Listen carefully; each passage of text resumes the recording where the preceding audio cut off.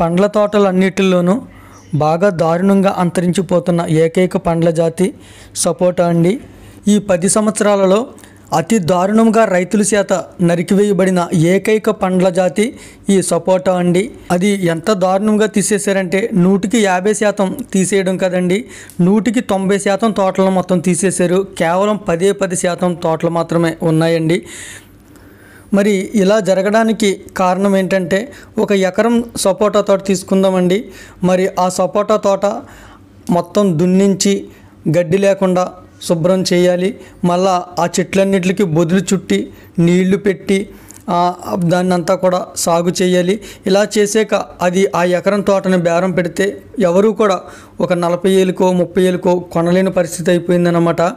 మరి అదే సపోటా తోటను మొత్తం మొక్కలు తీయించేసి ఒట్టి ఖాళీ భూమి ఆకుకూరలు కూరగాయలు పండించుకోవడానికి లీజుకిస్తే 40,000 ఆ భూమి గల ఆయనకి సిత్తిచ్చేస్తున్నారన్నమాట, ఇంకా ఏ శ్రమ లేకుండా.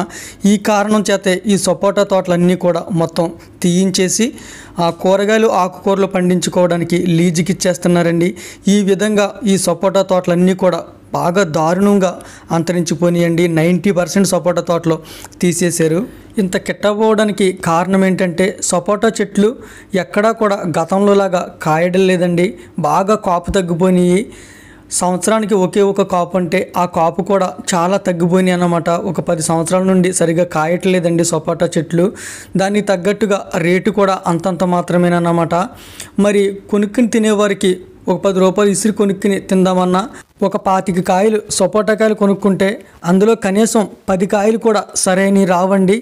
కుడతలు కట్టేసి పుచ్చులు వచ్చేసి లేదా పసిరికాయలు ఇలా రకరకాలుగా ఉంటాయన్నమాట. 25 కాయలు కొనుక్కుంటే ఒక్కొక్కసారి 10 కాయలు కూడా పనికిరాని పరిస్థితులు కనిపిస్తాయండి.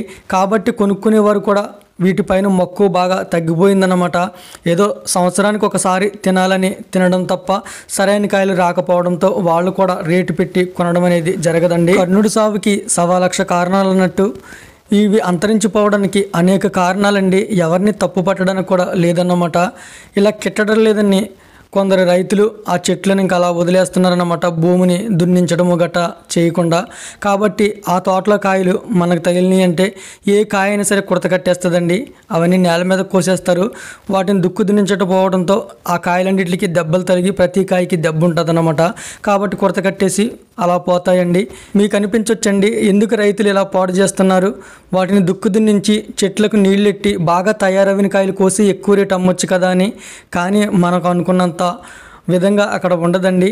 ఒక రైతుని తీసుకుందామండి, అతడు ఈ భూమి అంతా దుక్కు దున్నించి చెట్లకు నీళ్లు పెట్టి అంతా మంచిగా చేసి తయారవిన కాయల్లా కోసి వ్యాపారస్తులకు ఇచ్చాడనుకోండి.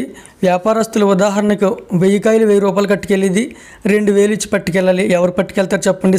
సగం తేడా మాకు వద్దని వేరే తోటలో చూసుకుంటారండి. కాబట్టి రైతులు ఆ విధంగా చేయలేరన్నమాట. లేదో పోనీ రైతే తక్కువగా తీసుకుని సొంతంగా కోసుకుని చేతి మీద సొంతంగా అమ్ముదామన్నా కొనికాడ కూడా ఇదే పరిస్థితి అండి. 25 కాయలు ఎంత అంటారు? ఆ 25 కాయలు అందరూ 50 రూపాయలు అమ్ముతున్నారు అనుకోండి, మన దగ్గర 50 రూపాయలు అయితేనే తీసుకుంటారు.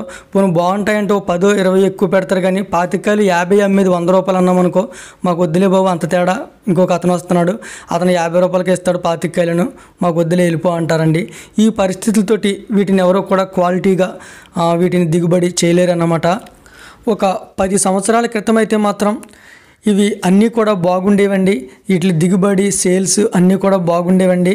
అప్పట్లో రైతులు వీటన్నిటిని దుక్కు దున్నించేసి ఈ చెట్లకు రసాయన ఎరువులు కూడా పెట్టేవారు. పుచ్చి రాకుండా గుళికలు కూడా పెట్టి బోదులు చుట్టి చాలా తళ్ళు నీళ్లు తోడేవారన్నమాట.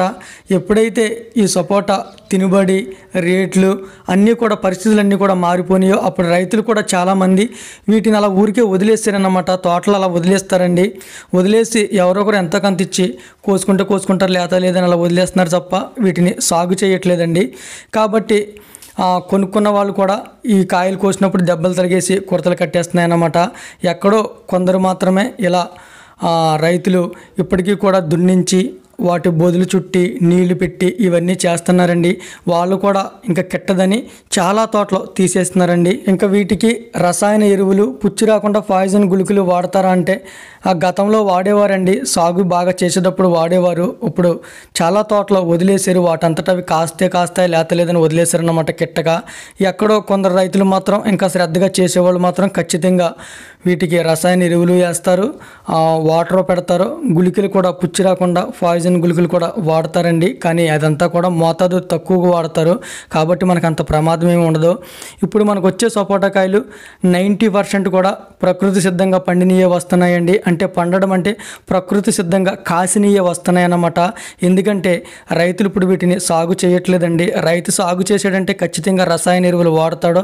రసాయన ఎరువులు వాడినప్పుడు పుచ్చు ఎక్కువ వచ్చేస్తుంది. ఆ పుచ్చు తగ్గడానికి పాయిజన్ గుళికలు కూడా వాడతారన్నమాట. మరి అలా చేసే తోటలు ఇప్పుడు చాలా తగ్గిపోయినాయండి.